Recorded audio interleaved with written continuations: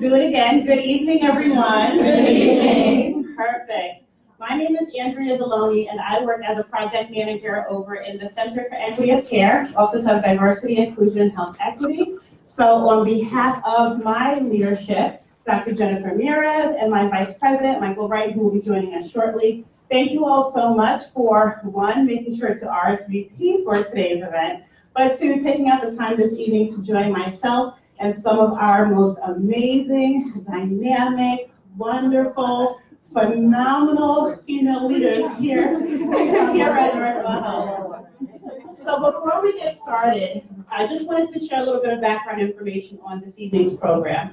So every year, the Center for Equity of Care hosts our annual Women in Leadership panel to celebrate and culminate Women's History Month, which is technically in March. However, we celebrate ourselves 365 days out of the year. And in addition to that, we all know how challenging it can be to reserve space here at 2000 March. So for those of you who are here in the room, and for anyone who is joining us live from Facebook, how many of you can tell anyone why I'm wearing red today? Yes. Yes, perfect. Let's give her a hand. So April 2nd is National Pay Equity Day. And what that means is that it takes up until April 2nd for a female to earn as much as their male counterparts did in the previous year. Exactly. I saw all of the face expressions. So today, myself and several of my team members, we're wearing red to symbolize those individuals being in the red, so to speak, with their salaries in comparison to their male colleagues. So I just wanted to share that little bit of information. So next year, same time, same date, everyone make sure you wear red. So without further ado, I would like to kick off this evening's program with a quick video just to set the tone for our conversation.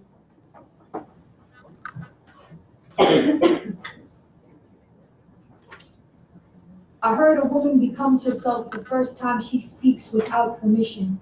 Then every word out her mouth a riot. Say beautiful and point to the map of your body. Say brave and wear your skin like a gown or a suit. Say hero and cast yourself in the lead role. When a girl pronounces her own name, there is glory. When a woman tells her own story, she lives forever. All the women I know are perennials, marigolds, daffodils, soft things that refuse to die. If this poem is the only thing that survives me, tell them this is how I happened. Tell them I grew a new tongue. Tell them I built me a throne. Tell them when we discovered life on another planet, it was a woman, and she built a bridge, not a border. I heard this is how you make history. This is how you create a new world.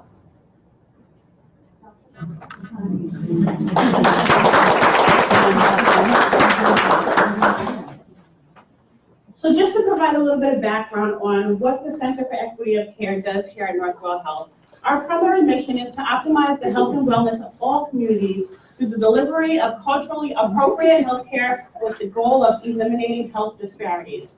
So as you can see here, we have several pillars that we primarily base all of our work from in order to achieve this mission. So for this evening, we are going to be focusing on three main pillars: leadership commitment, workforce, and the Katz Institute of Women's Health. So without further ado, I'm extremely humbled and excited to introduce this evening's panelists. So when I call your name, please join me here at the front of the room. We have Deborah Schiff, who serves as the EVP of Ambulatory Strategy and Business Development. Maxine Carrington, our newly appointed Deputy Chief HR Officer. Kerri Scanlon, who is the System Deputy Chief Nurse Executive and serves as CNO over at North Shore University Hospital. One of my fearless leaders over at the Center for Equity of Care, Dr. Stacey Rosen, who is also newly appointed SVP of Women's Health. And last but certainly not least, one of my favorite board members, we have Dora SantaMaria-Yao, Director of Revenue Cycles and Transformation.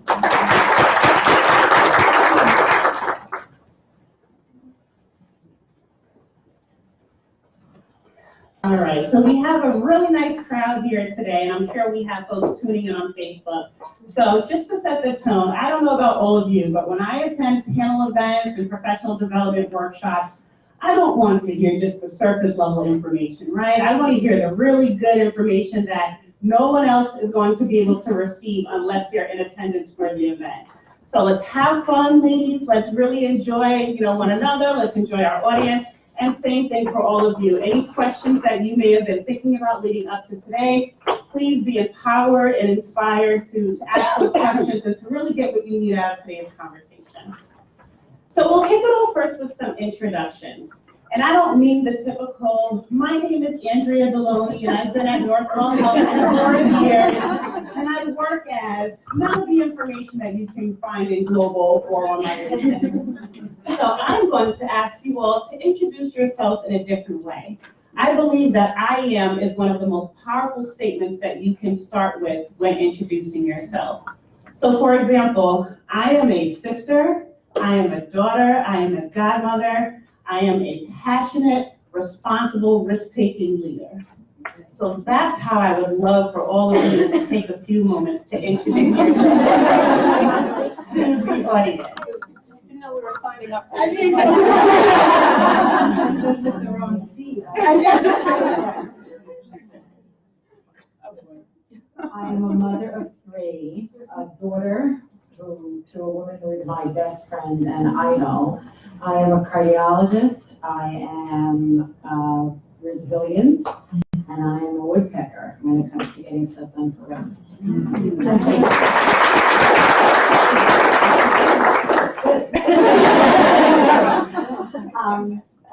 I am a mother. To 2 beautiful children. I'm a daughter, particularly, who inspires me every day to be better than I am today. I am also a wife to an incredible man who respects me for who I am and has always not only treated me as an equal, but who's always pushed me to do what I can do and my best at. I'm also a daughter of a wonderful, wonderful mother who is my best friend, who's up there, I know, looking down saying, what is she doing up there? And I really feel that I am a person who strives to want to do what's best for our patients, but also for, most importantly, I believe, our employees, because they're the ones that are changing care every day. And one would see continuously women aspire to be all that we can be.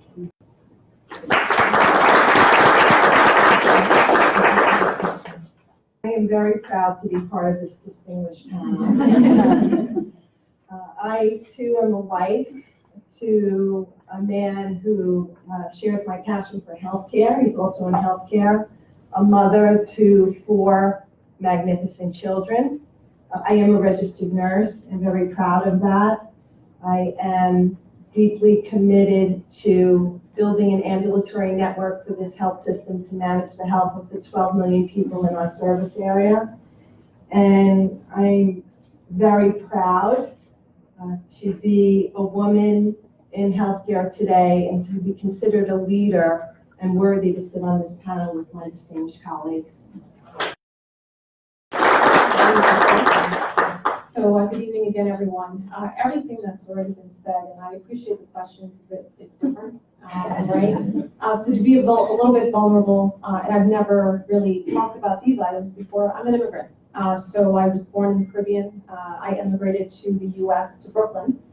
Yay for the Brooklyn. I am a proud Brooklynite, by the way, at the age of 4.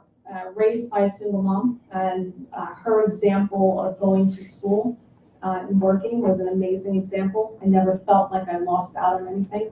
And in retrospect, it made us more resilient, right? It was just such a great example. And here I am, not a single mom, thankfully, not having the same challenges she did, but a working mom, right? And setting that example for my 2-year-old, even today, is for my stepdaughter who will be going to college to pursue a career in medicine. this fall. And again, everything that's been said, an advocate, an ally, a believer, by the way, in Northwell. I'm a proud Northweller or Northwellian. And also grateful. I try to live every day grateful for those who've come before, including yourselves and all that you contribute and the example you all set for us every day. Incredibly grateful.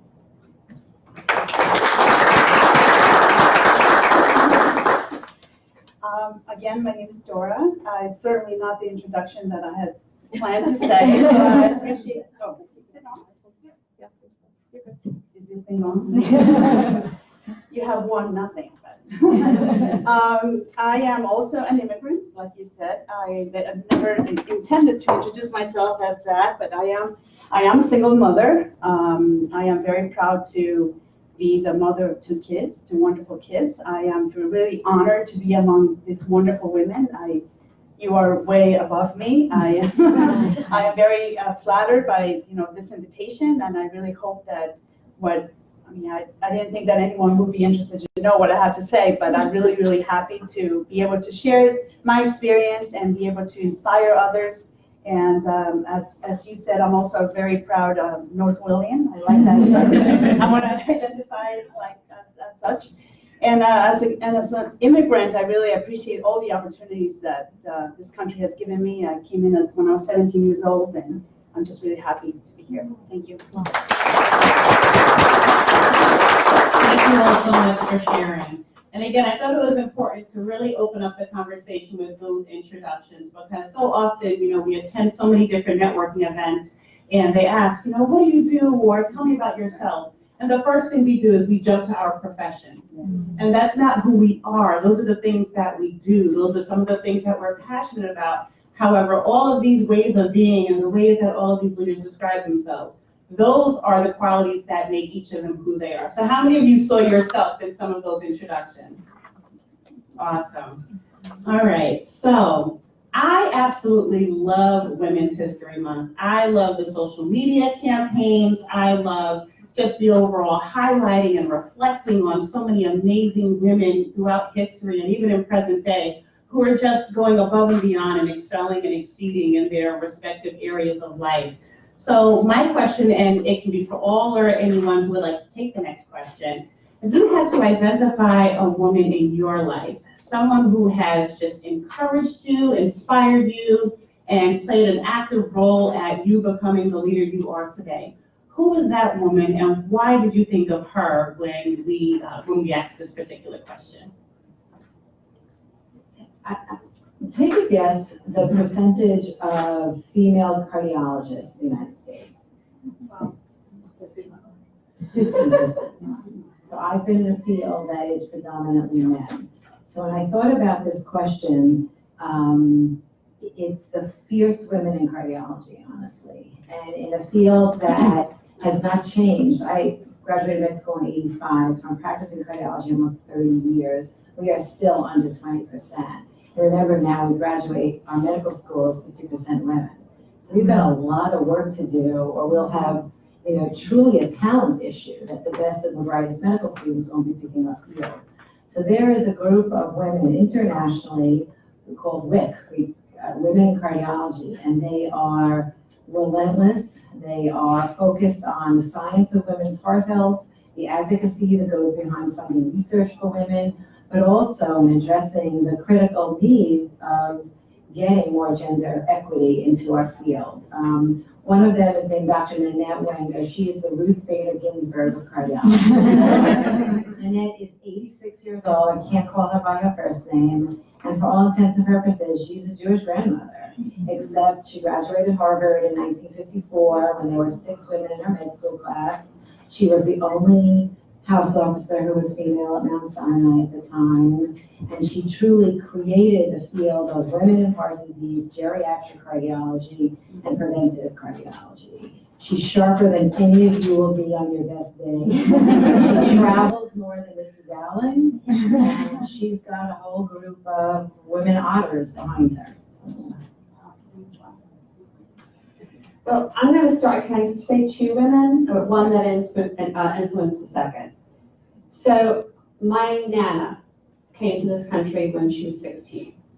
And she lives and left Ireland to work in Liverpool, to work 2 jobs to make the money to come to America.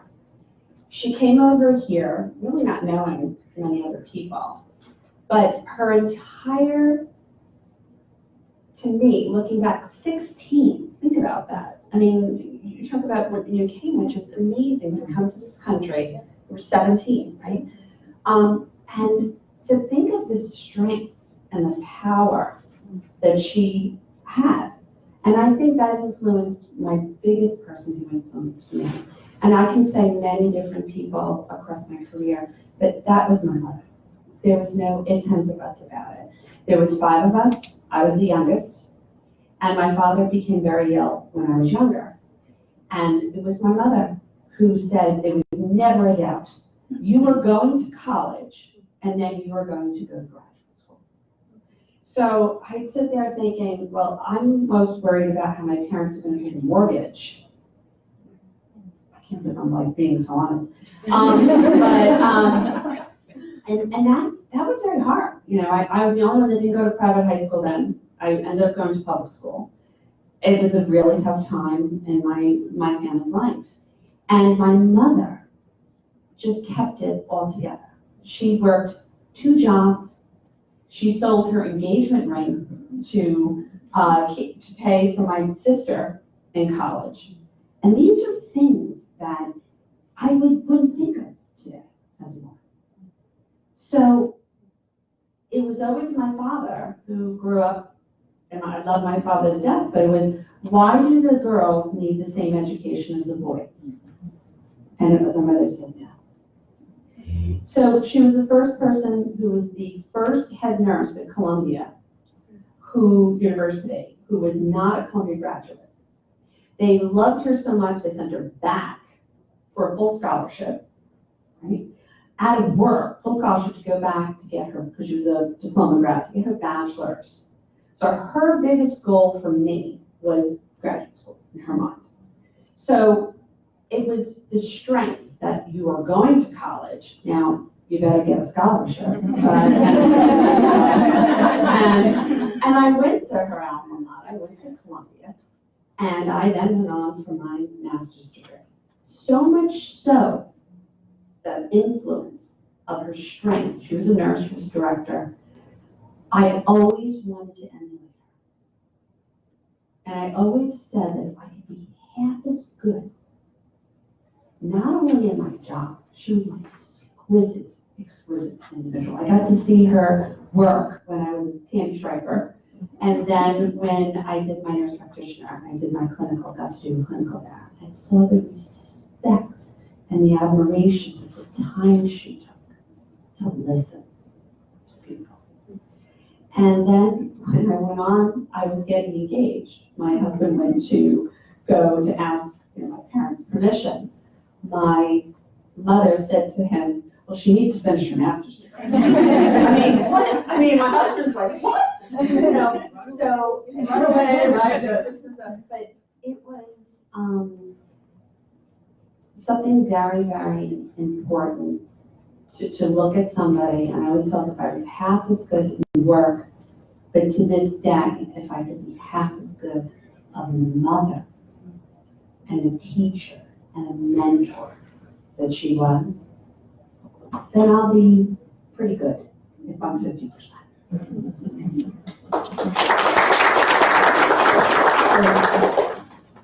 Wow. I'm taking notes. And one additional, I am a learner, and I'm learning even as I'm listening. So thank you all again. So many, I mentioned Mom earlier, and her story is also pretty amazing. But I also thought about someone within our organization. If you know Rebecca Gordon, many of you are not. So Rebecca is our chief of labor. She is a confidant to many of us, a sponsor, an advocate, but she also, in addition to Vicki Kahana, who works with her, facilitated my transition into Northwell, out of practicing law, labor employment law, into a labor relations career. And then she was a huge sponsor and advocate around my transitioning into an HR role, not just focused on labor. And I'll say a couple of things about her. One, advocacy in that my style was known as that of quiet leadership. And I wasn't as vocal. I didn't feel the need to speak up in every meeting, and many around us were that type of leader. And she would advocate to others that, don't rule her out. She has something to say. She'll just say it when there's something to say. She is a quiet leader. Just watch how she perhaps gets things done. Pay attention, right? So that sponsorship and advocacy. On the other hand, she also challenged me tremendously. And I remember it starting at Forest Hills and some of the calls we had, and she'd say, who else needs to be in the room? If you've ever been asked that by Rebecca, you know what I'm talking about. So you're planning something, you're thinking about something, who else needs to be in the room? And she would coach. These Barbara Felker is also good for that, these coachable moments. And Maureen White is also good for that. When Maureen calls me and she starts with, I love you. I know what's coming, right? I love you, but. And so just folks in your corner, but also challenging you to be your best and not accepting anything less than that. I've been incredibly blessed in that regard. Yeah. Do we have time? So it's interesting that we all choose many of us choose our mothers. So I actually thought the same thing. When I grew up in Guatemala, and my mother didn't have a lot of the things that we take for granted here. And I would say that just seeing her be extremely resourceful with whatever she had was a lesson that to this day I still live by. She didn't have a lot of opportunity, she didn't have a lot of education, but with her own talent, it was like self-harvested talent to make money, to earn to buy us whatever we needed. And to this day, even the little things that she did then, 30 years later, 40 years later, I don't want to say how old I am. She continues to inspire me. Even just recently, she also immigrated to the US at the age of 60, having to learn the language, having to navigate Los Angeles, of all places. And I visited her, and she was driving around, and she's lived here all her life. And so she's extremely resourceful. And I would say that was the person that came to mind, not because she gave me education, not because she gave me life, or it's just her example. So, really great. So I'll have to wrap this up with saying that it's my mother as well. For as long as I can remember, I've wanted to be a nurse. And my parents, I came from a very warm, loving, traditional Italian family. We're first-generation Americans, and they saw things very differently. They felt that since I would be a wife and mother, that a career, going to college, being a nurse, that it didn't make any sense. And I begged, pleaded, and I'd like to say negotiated, because it set the foundation for my career in business development. And ultimately, they agreed, reluctantly. But as I look back and I reflect on it now, I recognize that my mom was actually my first mentor. She was invested in my future. She saw it differently than I did, but she was invested in what she thought would make me happy and successful. And as the years progressed and things turned out differently, to this day, my mom is 85. She's my biggest cheerleader. She is invested in my success and the success of my children. I think they prefer her many times over me. And she's just an incredible woman. And as you mentioned, not having the benefit really of a formal education, but yet has our pearls of wisdom, many of them in business development, which I hope I get to share with you at some point, even offline, come from my mother. So.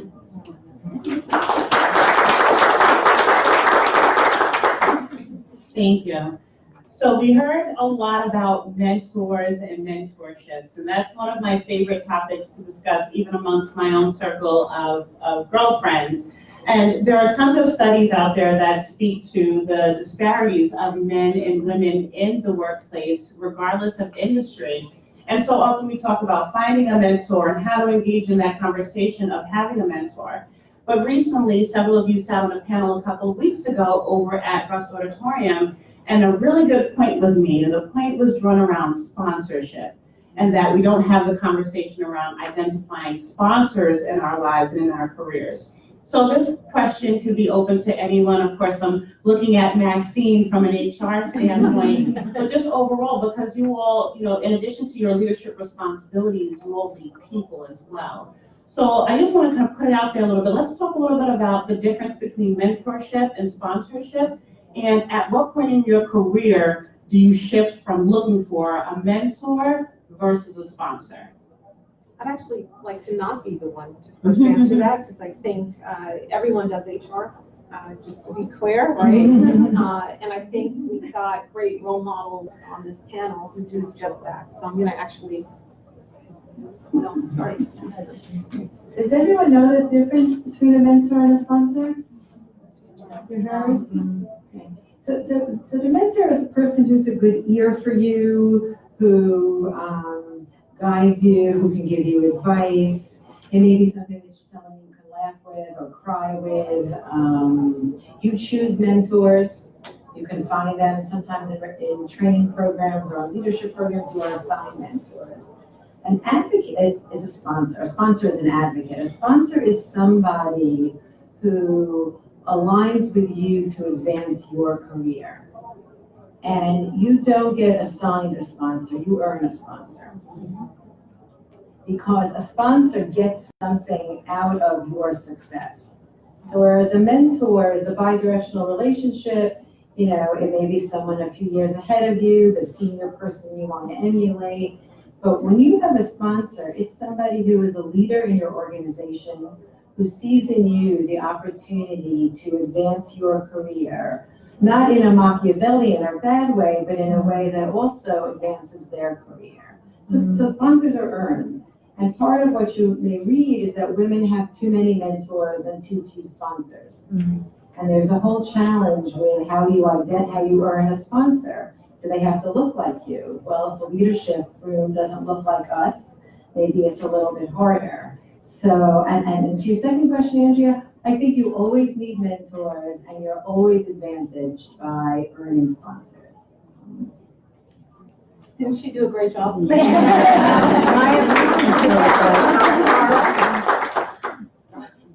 How I call that. No. And then women's heart world, again, going back to those, fearless otter women. If you all want, by the way, there's a book called Olivia Otter, which was written by Dr. Dara Cass. And it is a children's book, a cartoon, but it's really about women's leadership. So available on Amazon.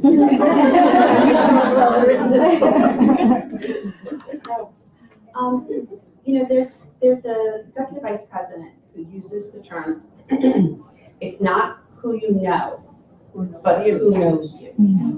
And that's Dr. Kathleen Gallo, our Chief Learning Officer and founding dean of the School of Nursing. I have to say, there's been a number of people through my career. I've been here almost 25 years now. But Kathy's one of them, because through, a mentor, I'd say, Maureen, by all means, Maureen White, exquisite mentor, not only known in our health system, but national mentor. She's unbelievable. But Kathy Moore, as a sponsor, I've never directly reported to Kathy, but had opportunities to really grow and expand, not from a position, but more from things outside of the box, doing things across our health system. Everything from, Center for Learning, School of Nursing. The other person is a surprising person you're probably going to think, and that's Michael Downey. Okay, and I'll tell you why. Michael, from when I was 27 years old, we got a chance to go to Ireland for work, and it was in Belfast. And I worked for Joseph DeLugash, who was an amazing man. If you haven't known him, he's semi-retired now, incredible mentor. And Michael said, yeah, let's bring along men, they can come. And, he didn't treat you as the 27-year-old kid. He treated you as an equal, as a colleague that was coming from North Shore LIJ at the time. And actually got to present in part of the conference. Then, when I went to Long Island Jewish, I was the first person that was going over there when we merged administrations. And he said, we need you to go over there, will you go over there? And I'll be honest with you, I was kind of like, I'm kind of comfortable over where I am. But he said, trust me, you'll learn something. And he was so right. And they weren't mean people, they were lovely people. And I stayed there for 11 years. And it was really part of him, though, also sponsoring me to come back then, going to North Shore when there was a time of change that was needed. So I've always looked to him because I think this is a man who does promote women way before it was in fashion. He talked about women in healthcare. Michael believed in it. Gosh, over 15 years when Deb Tascone became the first executive director, CEO of the hospital, and one of us was a former CNO. So I have to say those two people come to mind the most when I think about sponsors. The other thing I would add about Michael, and if you haven't heard him say this recently, he's been talking a lot about the importance of diversity, for sure, as well as inclusion, obviously, right? Inclusive practices, inclusive environments. And he's been vocal in saying, there are times he'll stop a meeting and say, this room needs to look different in X amount of time, right? So we have a charge. But so I hear you, and he says it and he lives it, and he's being intentional about it and challenging us all to commit to it and do something about it. So biggest sponsor for all of us, actually, as I look out in the room, for women and just for increasing representation of people of color and diversity of all kinds, for sure. Did you?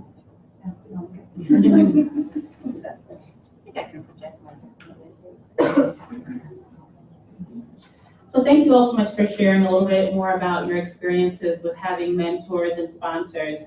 And I think it was important, the point that Kerri made about, your sponsor or your mentor doesn't necessarily have to look like you. My first mentor and current mentor is a male who is several years my senior, but the reason why I became so passionate about HR and diversity and inclusion. And I think one of the things that I really love the most about my mentor-mentee relationship that we've established over the years is the fact that I really get to be vulnerable and I really get to be my authentic self 100% of the time.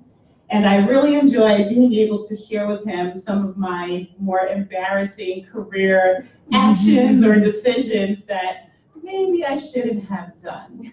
So one of my questions, and anyone, please feel free to entertain us with your life experience. But if you could think of maybe one moment throughout your career, whether you were first getting started or even now in your respective leadership roles, what's maybe one of the more embarrassing or challenging or not so pretty moments that you experienced, and the biggest takeaway that you feel you had to go through that moment in order to be where you are today? It's so funny, I teach a class at CLI on conflict management, and our icebreaker is they get into teams and they've got to share their most embarrassing moment and then vote on the most embarrassing. And I always tell them I've got a ton, right, every day, for sure. But I think for me, what's been most embarrassing at any moment when I'm not prepared. If I go into a meeting and I'm put on the spot and asked for data or asked questions and I'm not prepared, I do not like to be in that position at all. So I'm not going to reference specific examples generally to that, but that's fine. I don't know if this qualifies, but I'll go with it. So for me, I would call it more a disappointing moment in my career. I had a long, rich history working in end-stage renal disease, running dialysis centers. And I saw an opportunity to lead that area, to expand my role and to move into women's health services at another organization. And I was interviewing with the chairman of the department who was the final decision maker of who would be the administrator, and I completely bombed the interview. I was prepared, but I was nervous, and my nerves didn't allow me to clearly articulate what I could bring to the role in the organization. And the other candidate who were down, I did make it to the final two, was from Brigham and Women's, with a long, rich history in women's health. I mean, no brainer, of course she should have the job. But I was leaving, at the time I was participating in the National Nursing Organization, American Nephrology Nurses Association, and I was leaving for a trip. And I was so disappointed and convinced myself in that plane ride to where I was going that if I didn't get this job, this was just the career ender for me. So I said, what should I do? And I think really this speaks to, disappointment and, but also courage. And when to really exercise or demonstrate courage. So by the time I landed, I had one very important card I hadn't played, and that was that his secretary loved me. And she knew me for my entire career as a nurse. By this point, I was in the organization 15 years, so I was well known. And I called her up, her name was Joan. And I said, Joan, I need to get back in front of Dr. So-and-so. I said, the interview didn't go well. And she said, no. I need to speak to him. And she said, do you think that's a good idea? I said, I do. You know what, let me see. So anyway, she, of course, as we know, she was empowered to get him at least to call me. That was on a Friday. I came back Monday, and he agreed to meet with me one more time. And of course, as the story goes, this time I was prepared. My nerves didn't get the best of me, and I convinced him why even an internal candidate with no experience in women's health could advance his agenda far more effectively than this other candidate, and the rest is history. I was very blessed. So I think it speaks to disappointment and knowing the difference of when to accept the disappointment and when to maybe be courageous. So, as I mentioned before, I immigrated when I was 17, and I, through a lot of struggle to try to get, enrolled in college and start taking classes and starting my career. I remember, so I'm trying to think back, this is a while ago, I've had a lot of embarrassing moments, so I'm going to just limit myself to one. So, and I think that was a defining one. That's the reason why I even thought of it just now. I was volunteering as a candy striper, so it's funny you mentioned it earlier. Just because I was desperately looking for a job. And I figured, let me just volunteer because maybe I'll meet somebody who wants to hire me. So, long story short, I did meet a couple of surgeons who actually hired me to work for them. And after I finished my community college, then I transferred to a four-year college that was just a few blocks from their office. So I was ping-ponging between work and school. Oh, that's all I did. I don't know what else there was to life. I was in the city at 6 a.m. and I left every night at 10 p.m. And then I did homework. So, but one of the most embarrassing things I experienced with these were very highly qualified, trained, Harvard, Yale, all the very highly educated surgeons. And I remember being so excited. I started taking science classes. I went from marketing, taking some science classes. I started with, of course, biology. And I went to high school in Guatemala just studying business. I never took a science class. I had no idea what a cell was, meiosis, mitosis, nothing. So I was like a kid in a candy store when I was in the class. And teachers were like, where did this kid come from? Like, didn't she take this in high school? No, I didn't. I was, the first time I used a microscope, would you believe I was absolutely, the telescope, I couldn't believe the stuff you could see out there. So I wrote a paper. It was one of the assignments, and I gave it to my boss at the time. I said, could you just proofread it? And he shredded it. He told me, and I was proud, like I had written some like worthy of a Nobel Prize. He told me, I will have to rewrite this entire thing. And I was like, but it's so good. But what do you mean you have to rewrite it? You know, so for me, it was a great accomplishment. I actually bought one of the first Macs. Okay, this was my prize. I bought a Mac with 2 megs memory, which was incredible at the time. And I wrote this paper, which he then shredded. And then so what that did to me, and that's the reason I wanted to share it, is that it just pushed me to the next level, to realize that I could do more. He said, you could write better than this. You just have to keep writing, keep writing. So of course I took the opportunity to just apply to whatever I would be in meetings with him about patients or whatever. I would take notes. The left border of the paper was all the words I didn't understand because he was so eloquent. And I believe that I learned how to speak English with him because he was so exact about how to pronounce things. Like, he wouldn't let me mispronounce it. He said, what did you say? Like, let's look it up in the dictionary. There was no Google. No Google. So I learned, and I used to keep like notes of the words.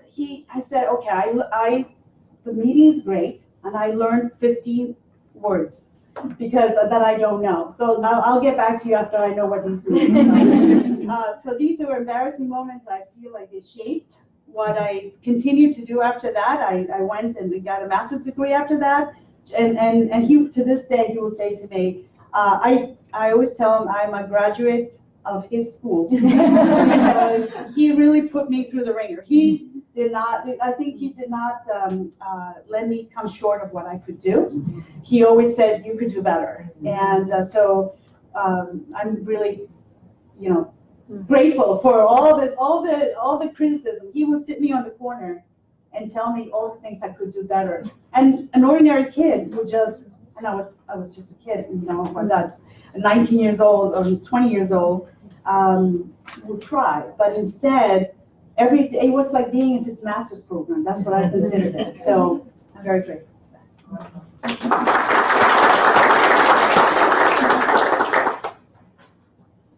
I was the only female fellow in a 3-year cardiology training program, and the 18 of us, and they called me the GF, the girl fellow. Yeah, they still do. I finished in 91, and the GF. So I'm a first-year fellow, and I'm a little intimidated. And the GF is now scrubbed in a procedural lab with the person who we knew was going to become the chairman of the chief of the department. And it was cardiac invasive things, and it was a high stress. And he said to me, the patient's on a blood thinner. You're only a first-year fellow. I don't want you putting the catheters in. And I tried to explain that I had a lot of experience. I had been in the city hospital as a house officer. We didn't have IV teams. I'm very good at this. He pivoted to a male first-year fellow and said, not you, him. And my friend Peter went up and put the sheets in. And we did this for a couple of days. And every day it was, not you, him. And by Friday I had it, but I'm a first-year fellow, and I was not a house officer there, and it's a pretty intimidating environment. But I guess I hadn't slept, I hadn't eaten, and on that Friday when he said, not you, him, I said, I'm gonna go home over this weekend, I'm gonna get a Y chromosome, and when I come back on Monday, you need to let me put sheets in. And as the words were spilling out, and my brain is doing the Homer Simpson, just say that. Say your inside voice, and I'm thinking, all right, pack up, you'll go back, you won't be a cardiologist. And something snapped in him, and I guess he realized, and he's not a man who didn't respect women, had a professional wife and adult children who were quite accomplished, but in retrospect, I would not recommend doing that to anybody, but I learned that, number one, we all have limits, and you have to know yours, and that was mine, and to know that when you put yourself out, you take a risk. He could easily have reported me. It could not have gone well. And to be honest with you, when my daughter, who is a med student, called me up with a similar incident when she was first rotating through clerkships, that the surgeon wouldn't really let her do anything. I said, well, before you make an assumption why don't you ask the charge nurse or one of the other house officers what the deal with the surgeon is? And Rebecca calls me back the next day and she says, you know, Mom, you're right. He doesn't let anybody do anything. This wasn't a female med student thing or a male. This was a third-year med school thing. So the lesson I learned in 1989, and she retaught me, is that you decide where your line is. Not everything should be something that frustrates you or you assume is a micro or macro aggression. You be patient, you consider the consequences, you have a sense of humor, but then there are some times that you bravely put yourself out, but be aware of the consequences sometimes, or assess what's around you. It's still called the GF. I'm a GA, I'm a girl attending. Thank you all so much for sharing. So at this time, we'd like to open up the floor for questions from the audience, as well as those of you who are on Facebook. So when you raise your hand to be announced to ask your question, just say your name and I am, and what's one positive, empowering word that you would use to describe yourself. So let's all not throw our hands up at the same time. But do we have any questions from the audience here? We have one Facebook Live. The question is, could the panel provide examples of when they were courageous?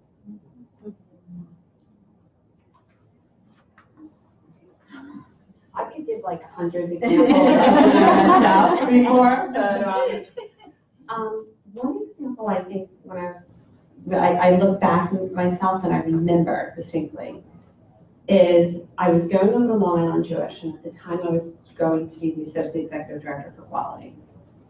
Now at the time, Long Island Jewish had a completely medical model, and the head of the quality was also the medical director, was also part of the head of the medical board, and it was very much, when you have something like that, it's kind of like, I always believe it's the separation of church and state. You have to have, and I still believe that way, like even in nursing and patient care services, I won't let my own data be reviewed first. It has to be reviewed by quality, because I want objectivity. I never want to have that piece. There should be objectivity.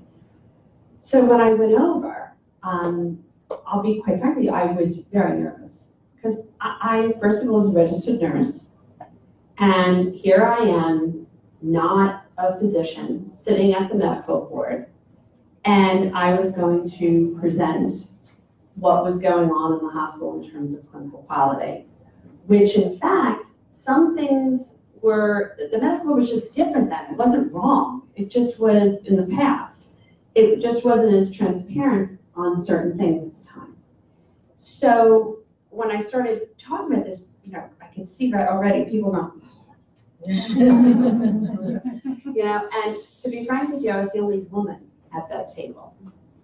Everyone else were male, and everyone else you could guess was male, Caucasian men. That was, you know, to be a woman was even a big thing. And so there wasn't as much what you needed diversity to be there. But I remember distinctly they were going, blah, blah, blah, blah, blah. And I said, the heck with it. You know what? We're talking about people's lives. And I'm going to be very professional, not, you know, right now today, I'd probably be like, oh, do you have a question? You know, so but back then, very professional. And Dennis Dowling, who was the head of North Shore LNJ, he became head of Long Island Jewish as well. And I remember him and Yosef sitting in the back, and Dennis coming to just do it, just do it. And at the end, I will never forget, there was a few people that weren't happy with me, right? But I will never forget you doctors coming over to me saying, thank you. You did an excellent job. We're going to work with you going forward. Thank you. And I remember the doctor, the first one was Ron Purikoff, who was the head of dentistry, who then became my head of PICG. And then one of the physicians was a voluntary physician who honestly was very powerful. Every board member went to him. And he came over to me and he said, I'd love to work with you. Can you come to my office at 8 o'clock at night and we'll go over these things, but I'll work with you, I promise. How perfect. And I was a big deal. And to this day, I still think it was one of the courageous things, because you want to know what? I felt courageous because I was speaking for people who didn't have a voice. And that was our patients, where we could have done something differently. And we were learning from what we could do differently in the future.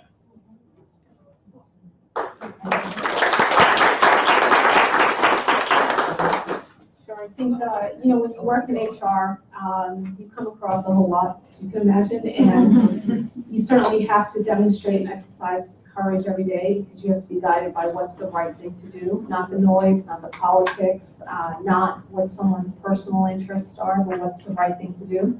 So I think the job just requires that level of courage. And then I can point back to examples of being a young leader in my 20s and having to lead people who were longer tenured, double, triple my age at times.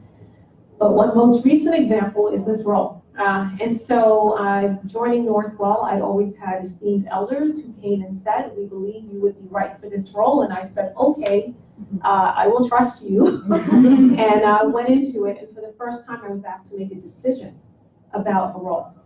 And I think in this context, you think about everything from imposter syndrome, right, that we suffer, many of us suffer from, that you're not good enough, that this is a different platform. Can you really do it? And oh, by the way, if you don't do it well, the level of embarrassment is magnified, because you're now responsible for 68,000 and growing, not necessarily a site or a region, right? So I think that demanded courage, and also my personal circumstances, having a toddler. And I pointed to the example of Mom before, and I needed to kind of look back to that, like she did it, and so many women do it. You can do it. And Joe Mascola and I had that conversation. I was very open with him about my concerns because I saw the life he was living. And I said, yeah, I grinded for many years, my friend, but I've got this toddler now. I'm trying to be a good mom, I can't do 10, 11 at night anymore, midnight, 1, whatever. So for me, that was a moment of courage, making that decision to say, yes, I'm going to expose myself on a bigger stage, bigger platform, get pushed through imposter nonsense, right? And know that I'm going into this to learn. If I make mistakes, fine. I'm going to learn and trust that I can rely on so many people to help in that transition, right? So that's my most recent courageous moment.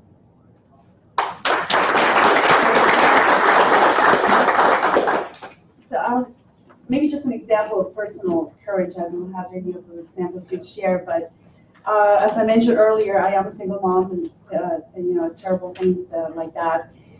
I did take a leap of faith at some point when after I was struggling, early years, to say I'm going to reinvent myself. And there was a time where I just didn't think that I could reinvent myself, or it took a lot of courage to say I can do more than what I'm doing now, because mostly I was just working, take care of kids, working, take care of that, and that cycle, it will slowly kill you at some point. So I went back to school. It was a leap of faith and big commitment to go back to school. I went to get my master's, and it was probably the toughest 2 years of my life. I actually don't remember much. And I don't know how my kids, at that time they were both in middle school. I don't even know they survived somehow. Somehow they took care of themselves. But it took a lot of courage to think that I could do it. And I'm after I graduated, then I was interviewed by Northwell, and that's how I came. I feel like that big step really sort of set the stage for me to come into this organization. So you should always believe that you can do, even when people tell you. I had plenty of people that told me I couldn't at that time, and they were really close voices, that said that I couldn't. And I really challenged myself to prove them wrong. So.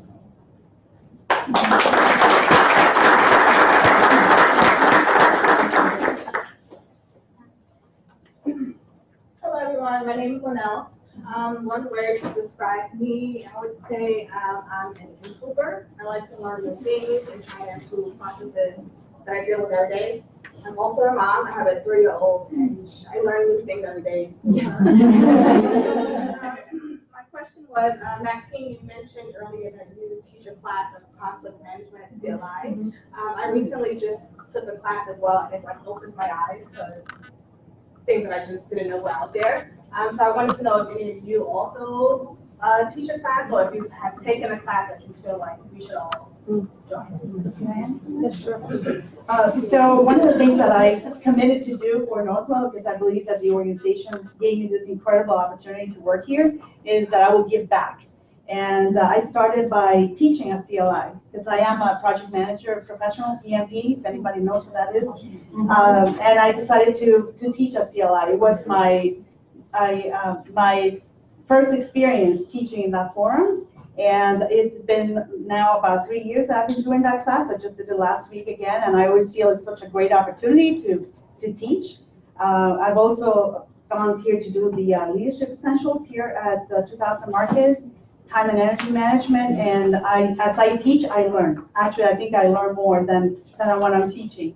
And so it is, always take the time to invest back into the organization. I think that when I thought about one of the things that I continue to do in order to grow as a leader is to keep giving back.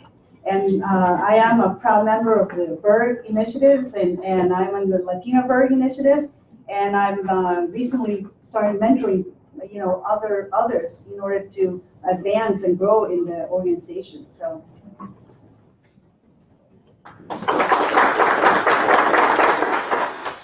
So I've been very fortunate. I've been able to participate in a number of educational things.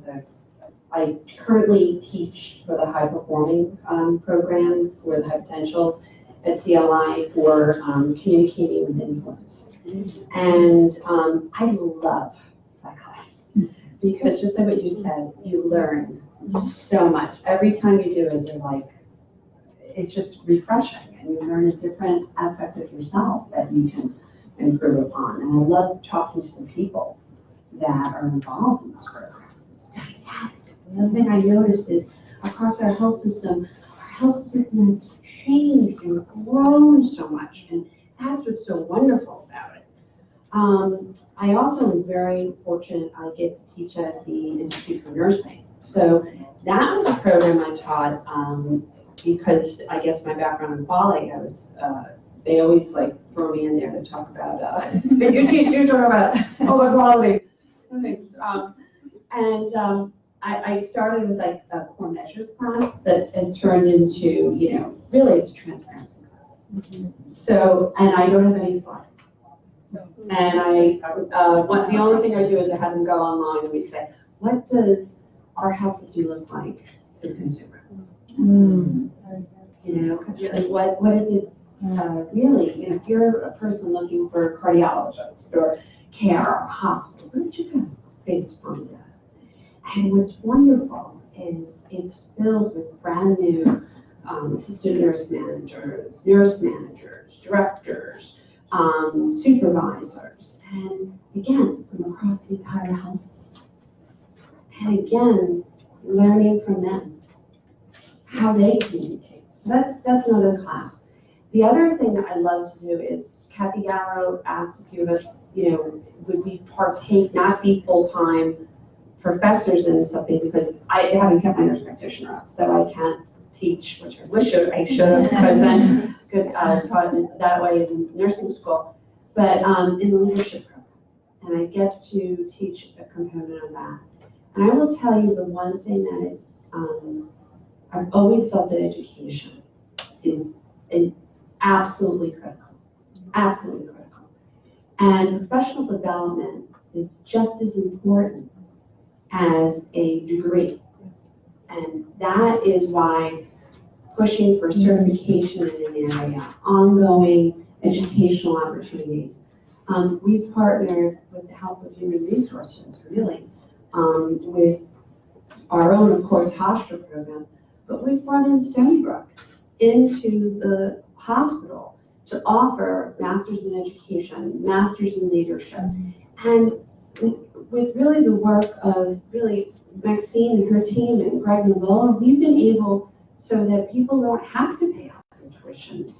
It's there. They only pay $250. I mean, what organization has that?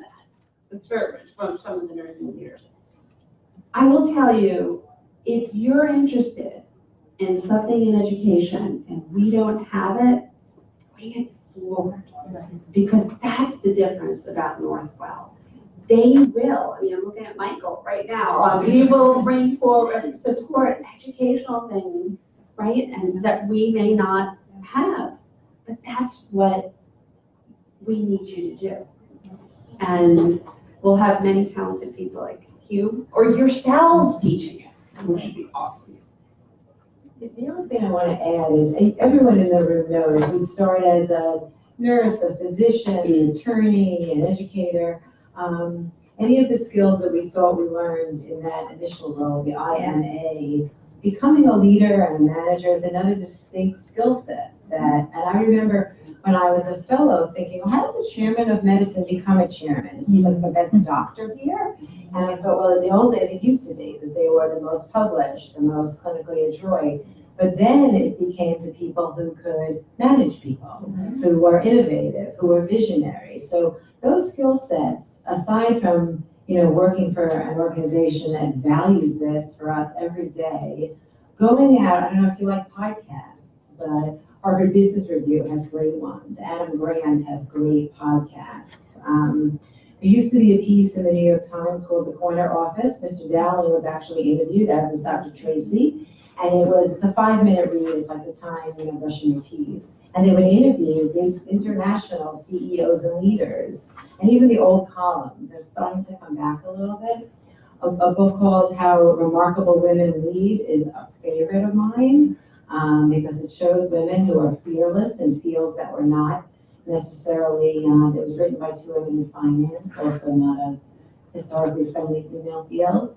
So everywhere you have an opportunity to take a course, to listen to a podcast, to read a quick article, and as you said, staying as an improver or a lifelong learner, you're never bored in healthcare. Thank you. So unfortunately, we have come to the end of this program. However, I'm lucky enough to work in the same office as Dr. Rosen, so I get to hear this.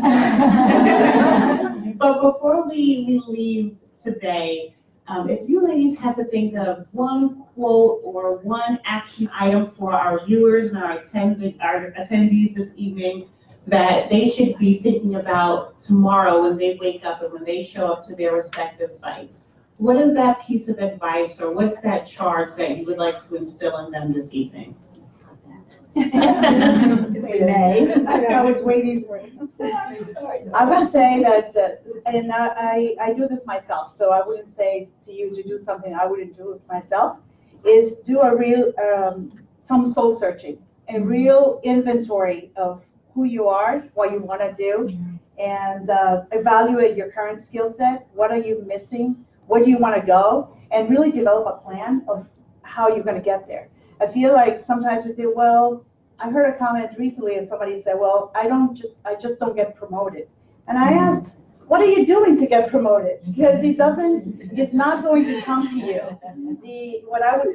My encouragement to you would be to do something about it. Be proactive. Don't just sit and think, well, I'm doing an okay job. An okay job doesn't get you promotions. Excelling at what you do is what gets you promotion. So I would suggest that you really do that exercise. I do something occasionally called mind mapping. I don't know if you've ever heard of that. Really just throw everything out there. If you have a whiteboard, put it on a whiteboard, a piece of paper, to really look for opportunities where you can really grow. Just a couple of things that come to mind. So there's a quote that's gained in popularity. It's be comfortable being uncomfortable, right? And so sometimes we try to push away the discomfort and we waste mental energy and time doing that, when it really is hesitant to say lean in because that's a controversial phrase now, but leaning into your discomfort is so important. The other thing is, I was teaching the class just the other day, I don't know if anyone was in it, and a male leader actually referenced something that happened, and he said, it's above my pay grade. I said, whoa, wait, if Michael Dowling were in the room right now, he would challenge you on that. So let me channel my inner Michael and challenge you. Nothing is above your pay grade. You have a platform. We work for a not-for-profit with an amazing mission, an amazing team. You have a platform to have a voice. What are you going to do with it? Right? And I think that's how we can wake up tomorrow. What am I going to do today with the platform that I have? And then last, I think in the context of this, understanding the business case for diversity, for inclusion, and then how you can have a voice in it and be able to articulate the business case to drive change and to drive progressive policies and behaviors and actions, right, that need to happen. I know that's a whole lot. Walk on water to.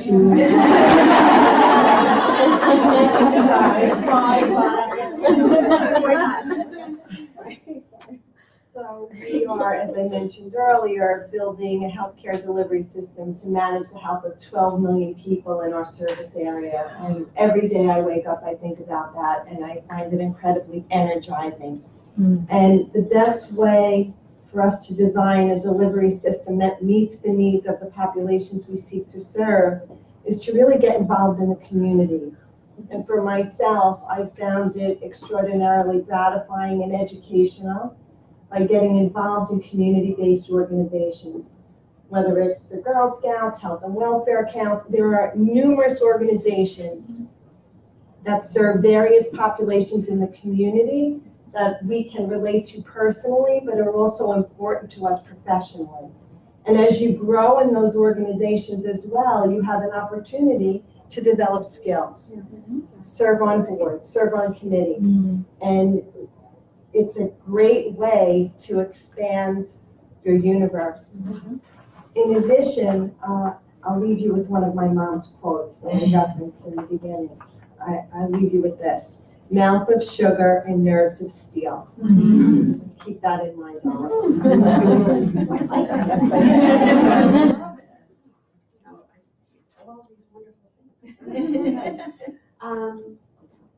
You know, I think that I'll always tell people the most important thing. You have to excuse, I'm sorry, I had back surgery, so I'm like trying to thank you. My legs, I'm like, are always moving them. The most important thing I'll always say to people is, you know, on an interview, I'll say, oh, where do you see yourself 5 years? You know, and that's a question people ask. But it's interesting. I kind of always say, make sure you're doing what today, what brings, like you said, energy, what brings to you excitement, what engages you, what makes you want to wake up. Because the biggest thing is when you wake up in the morning and you feel good about what you're doing, you know that at the end of the day, that's what you're meant to do. The last piece I will say on that is, I always thought years ago, right, that was leaders were the people that knew the most, right? They knew everything, right? And told you. And told right? But really, I think part of what I've learned over the years is people with exceptional emotional EQ really become some of the best leaders. And if that's something that you feel you need to develop, you need to explore further, I think one of the best ways to do that is to get really true peer, somebody you really trust. Not that someone's going to say, oh, you're great. So somebody that's going to give it to you, like give you that feedback, like, you know, the coach you had in high school. Everyone plays sports, right? You know, right. And that coach was like, your left-sided leg is just thick, you know. So, but really more learning on emotional. because I will tell you that will take you far.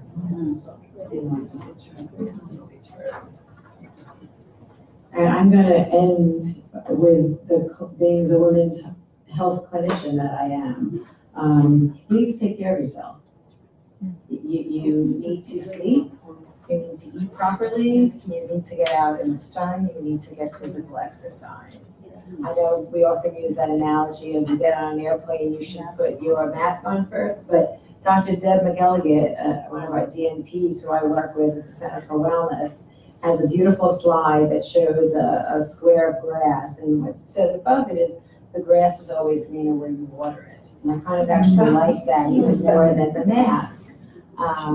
So my first piece of advice, and healthcare is 24/7, and as Deb rightly pointed out, the reason we're in this field is the critical health needs of our community. So we have really important jobs in what we do, but if you are not doing the best for you, number one, you can't do your job as well, but number two, you're not setting an example. Right. We work for Northwell Health, and so it doesn't have to be marathon running. It doesn't, but yeah. And it doesn't always have to be being a vegan, but every choice that you make that impacts on your health is an opportunity, as Pat and I were running out, to only have one Girl Scout cookie instead of taking a whole sleeve. So please take care of yourself. You are better at I'm a better everything. You take care of yourself. And secondly, surround yourself as best you can with people who make you laugh. Whether it's your significant other or family or people you run with, like creating that world around you who energizes you, who criticizes gently, who can make you laugh at yourself. That's the best thing you can do for yourself. So to bring it all together, we have take those moments to check in with yourself, right? Check in with your current circumstance, your current situation, assess that, and be okay with where you are, and develop your plan so you know exactly where you need to be. We have using your voice, understanding that your voice is extremely powerful, and you should be confident in that. Taking initiative, going above and beyond. Don't settle for where you're at right now, but go outside of your current role, connect with organizations, and look for opportunities to serve on board so you can become a better expert in your respective areas. Finding your passion and just tapping into that every single day when you wake up, and finding those accountability partners who are going to charge you and challenge you to always function from that place of passion. And then lastly, Dr. Rosen, you hit the nail on the head. Take care of yourself. We can't be anything to anyone if we're not doing that, right? So the weather is getting warmer, slowly getting warmer, but definitely look for those opportunities to go out for a walk, get some fresh air, find those colleagues within your office who you can take those walks with. I know my team, we actually just started doing our walking briefs and debrief meetings, and I think we have an amazing, I see it all of them smiling. We have a great time when we do that, so definitely make sure you're taking care of yourselves. So again, let's please give all of our panelists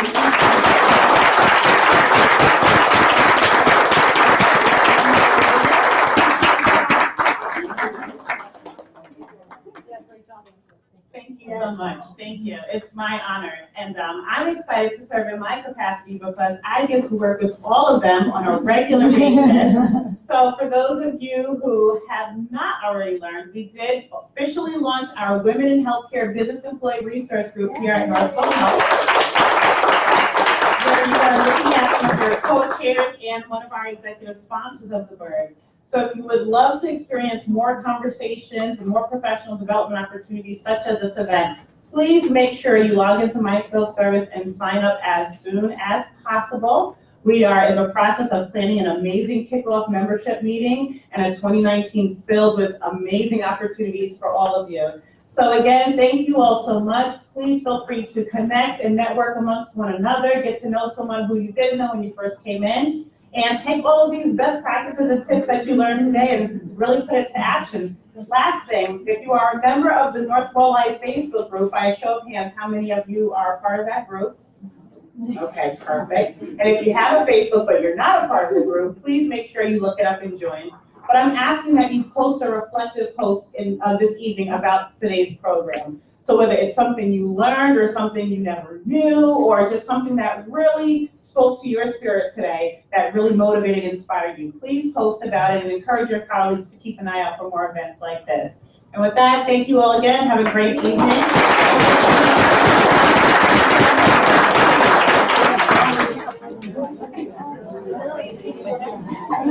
That's good.